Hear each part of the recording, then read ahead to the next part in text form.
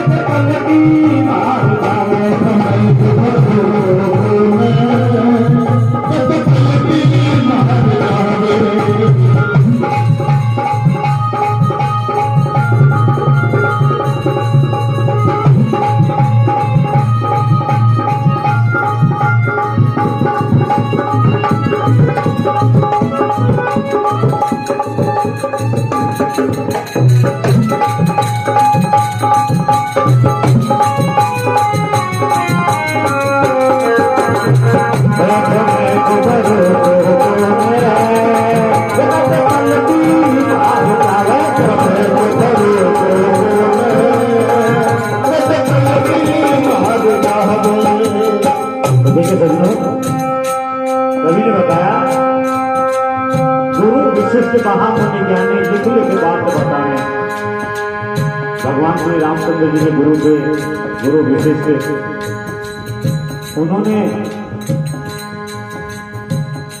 राजा जनक की नगरी के अंदर ऐसी व्याख्या लिख दी थी जिसको आज तक किसी ने नामेट नहीं करा। गुरु विशिष्ट महामुनि ज्ञानी लिख लिख बात बतानी, सिया राम जंगल में जाती किस्मत पलटी खानी। भगवान राम को पता ही था कि मुझे जंगल में जाना है। पूरी नगरी के अंदर डंडोरा पीट दिया था कि राजा दशरथ अपने बड़े बेटे को अयोध्या का राजा बनाएंगे। पूरी अयोध्या नगरी को सजा दी गई थी, युवराज को राजा बनाने की तैयारी की जा रही थी। आसपास के राजा महाराजों को बुलाया गया था, भाई राजा दशरथ अपने बेटे को अपनी गद्दी देंगे और उस युवराज को राजा बनाएंगे। सुबह उनका राज तिलक होना था और वो रात्रि इतनी भयंकर आई और उनको पता लगा कि सुबह तो उनको वनवास जाना है 14 साल के। कैसा समय आ गया रतन भाई, कैसा समय आया कि सिया राम जंगल में जाती किस्मत पलटी खाई।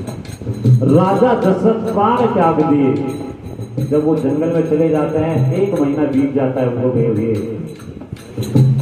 राजा दशरथ उसमें व्याकुलता में अपने प्राण त्याग देते हैं। चारों के चारों बेटे है ना तो उसके पास में नहीं रहते हैं। क्या समय था तो दूसरी पत्नी ने समय की गति क्या बताइए। राजा हरिश्चंद्र रानी पद्मावती महिला का सुख पावे। राजा हरिश्चंद्र रानी पद्मावती महिला का सुख पावे। राजा हरिश्चंद्र रानी पद्मावती बेबस कर कहावे। राजा हरिश्चंद्र रानी पद्मावती बेबस कर कहावे। साथी राजा मेरे राजा तीनों सुख बाजावे। साथी राजा मेरे राजा तीनों सुख बाजावे। एक हरि एक मुक्ता एक हरि एक मुक्ता देश का घर जाए समय को कल की भाव जाए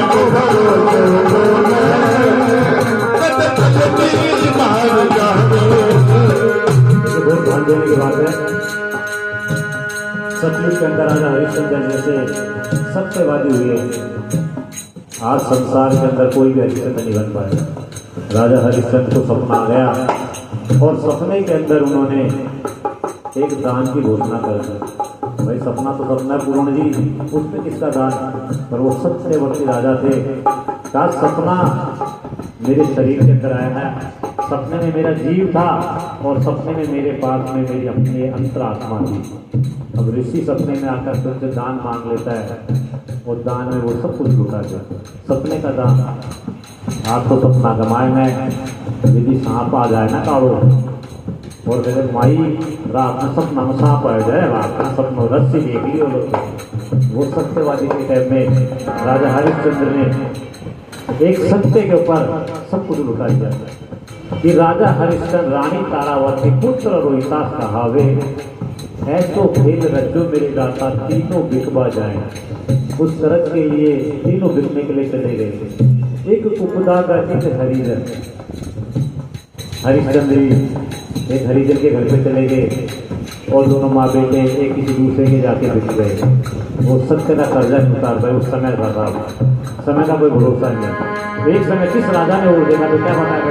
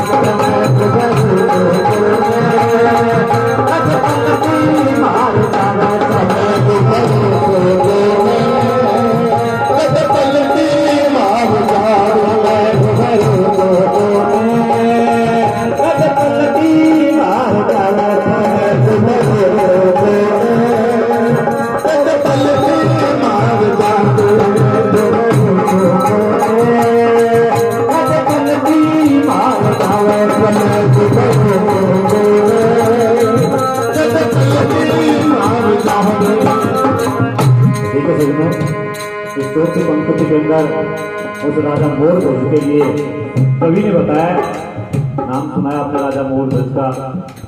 राजा मोर ध्वज के पास में भगवान खुद नारायण उसकी परीक्षा लेने गए थे, जिसने अपने बेटे को काट दिया था एक बात के ऊपर कि भगवान ने कहा कि हमारा जो शेर है ना वो तेरे पुत्र का मांस खाएगा, राजा मोरध्वज ने अपने बेटे को आरे से कटवा दिया था।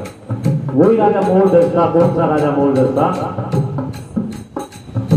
जिसकी धर्मपत्नी पद्मावती,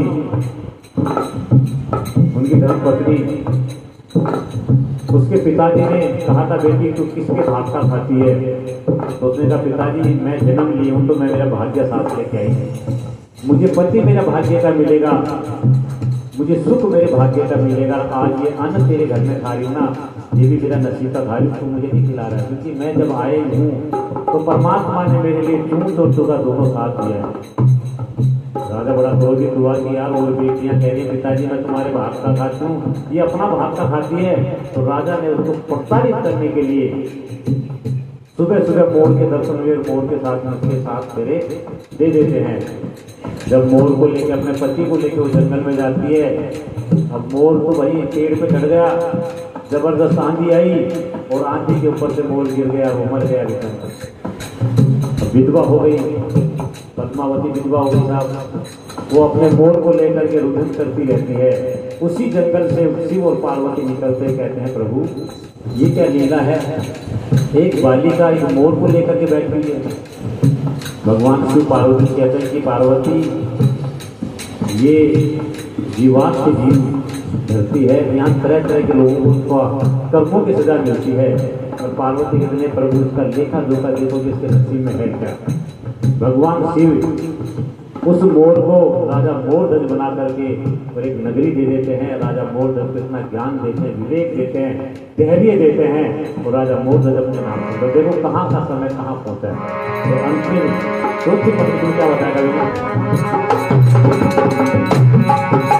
राजा भरत रानी पी के पहला का सुख पाने, राजा भरत रानी पी के पहला का सुख पाने, शिकार खेल दे गया तारा किस्मत पलटी पाए, शिकार खेल गया जंगल में किस्मत पलटी पाए।